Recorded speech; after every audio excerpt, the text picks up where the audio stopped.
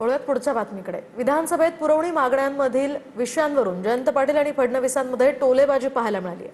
3 सूचना किरकोळ कारणावरून नाकारल्याची तक्रार जयंत पाटलांनी सभागृहात केली आणि त्यावर उत्तर देताना मुख्यमंत्री फडणवीसांनी म्हटलं की 9 वेळा अर्थमंत्री राहिलेल्या जयंत पाटलांना माहिती आहे की पुरवणी मागणीमध्ये ज्या विषयांवर चर्चा झाली नाही ते विषय मांडताच येत नाहीत।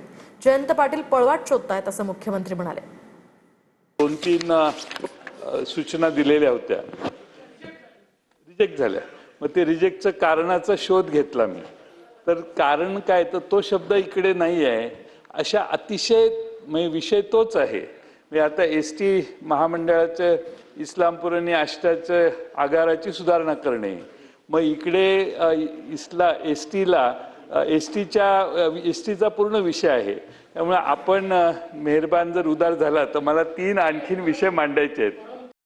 तुम्ही मांडा, फक्त मला आठवण करून द्यायची आहे की सन्माननीय सदस्य हे 9 वेळा अर्थमंत्री असल्यामुळे त्यांना नियम माहिती असून ते ही जी पळवाट शोधतायत त्याच्याऐवजी त्यांनी मला तसंही पत्र दिलं तर मी त्यांचं मान्यच करीन।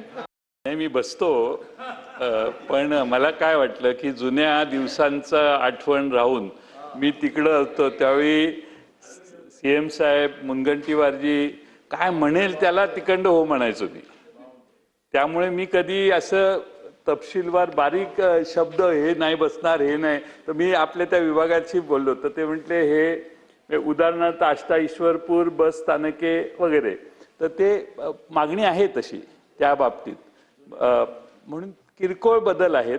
तर मी त्याची पत्र देतो, सभागृहाचा वेळ घेत नाही, आपण उदार होऊन त्यावर निर्णय द्याल अशी अपेक्षा व्यक्त करतो। माननीय अध्यक्ष महोदय, सन्मान्य नानाभाऊंनी आणि जयंतरावांनी जे विषय मांडले आहेत किंवा ते ज्या विषयाचं पत्र देणार आहेत त्या संदर्भात अधिवेशन संपल्यानंतर 15 दिवसाच्या आत बैठक घेतली जाईल आणि त्याच्यावर जे काही सकारात्मक मार्ग काढता येईल तो मार्ग ते करून टाकू, सगळे एकत्रित करू, काय काळजी करू नका आणि त्याच्यावर सकारात्मक मार्ग काढण्याचा प्रयत्न केला जाईल।